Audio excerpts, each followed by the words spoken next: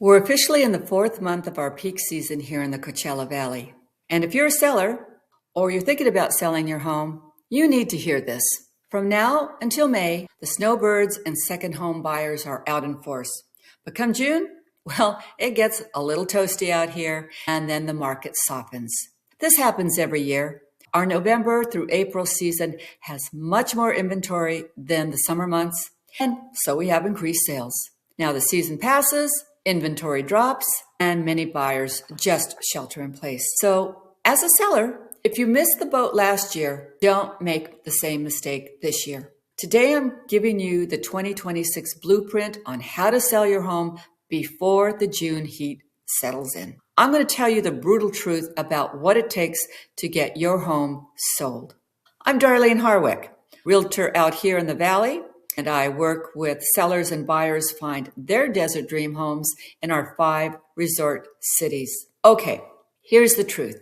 Buyers are still a little skittish. We know the reason. Interest rates are stuck in the 6% range, could be the tariff wars, and of course, a yo-yo stock market.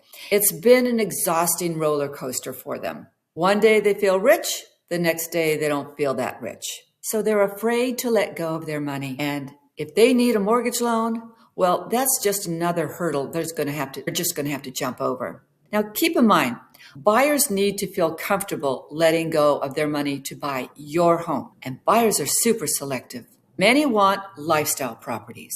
They want homes with smart home integrations, energy efficiency, pool, mountain views, and they really get excited about move-in ready homes. Just to give you an overall picture of buyer preferences, the popular areas for luxury seekers include Indian Wells, Rancho Mirage, and Palm Desert, specifically in the El Paseo area.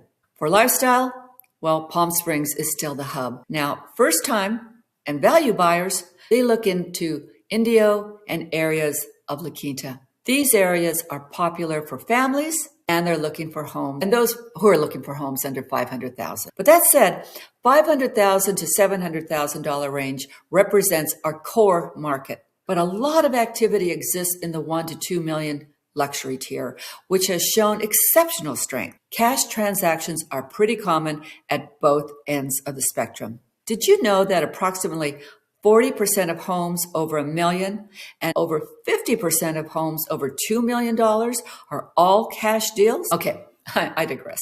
How do you track inventory in your area? Well, ask an agent for recent comps of sold homes. You want to know the homes that commanded higher prices than others. And what prompted those higher prices? Was it location, floor plan, the size of their backyard? There are reasons they sold for higher prices than the other homes. I ask sellers one question. Are you committed to a price, or are you committed to selling so that you can move on to your next chapter?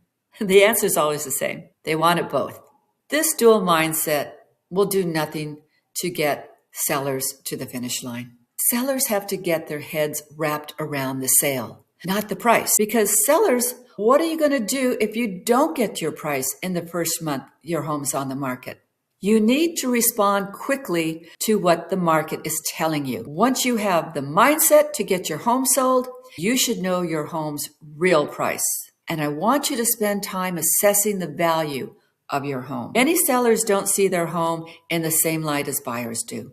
Just because someone down the street sunk a ton of money into a renovation doesn't necessarily raise your home's value. And if you don't know your home's true value, bring in a few agents or an appraiser to find out. Now, if your home's overpriced, the market will tell you. A big warning sign would be no showings or showings and no offers. After each showing, make sure your agent tells you or gives you the buyer feedback. Are these buyers saying they didn't like the traffic noise or the power lines in the backyard, or maybe they said your house isn't as updated as they want? Or maybe they didn't like the size of your home or your floor plan. Well, there's nothing you can do about traffic noise or power lines or your home size or the floor plan. But when you decode their feedback, you'll see they're saying you're priced too high and they're not going to make an offer at your price. You can't change your location, but you can change your price. That's the brutal truth. I want you to get in and out of the market as quickly as possible. Time is not your friend. A lot of you out there think, oh, I'll just wait for someone to pay my price. But guess what? That mindset doesn't get your sale price. It just results in your home sitting on the market for a long time. And then you get frustrated. And then you get upset. This market has shifted, and you have to react to the market.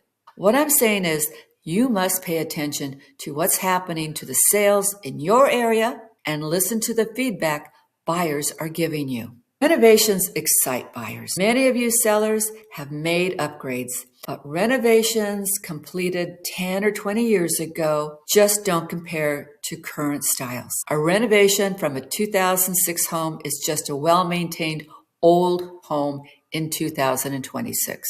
That said, I always think it's a good idea in doing a little work if your home looks dated, but just don't go overboard.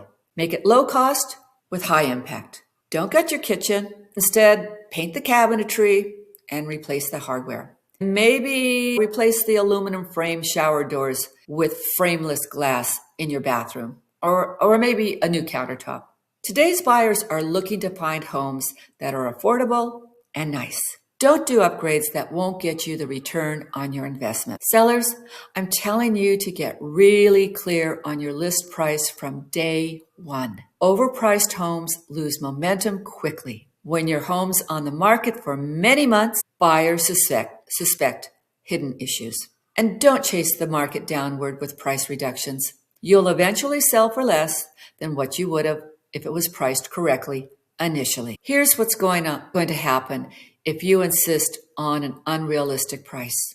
Your agent will let you experience minimal activity first and then relist it with a corrected strategy. All that was accomplished was more time on the market. Most buyers don't want drama, and they don't want to get into long, drawn-out negotiations with the seller. And they don't want to deal with unrealistic sellers, but they also don't want to offend them.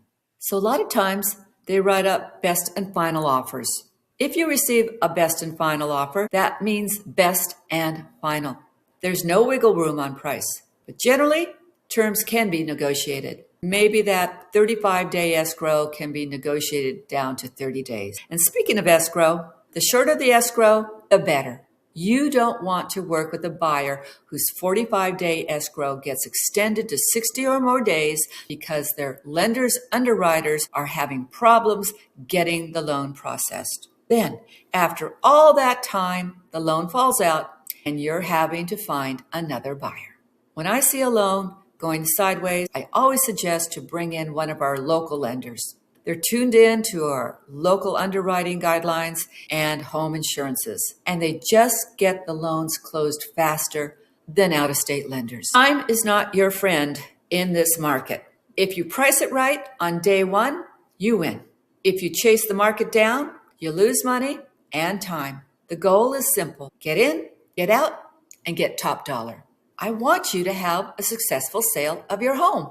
Okay, so thanks so much for watching this video. Contact me if you have any comments or questions, and don't forget to click my subscribe to my channel button. And hey, have a great day, and I'll see you in my next video.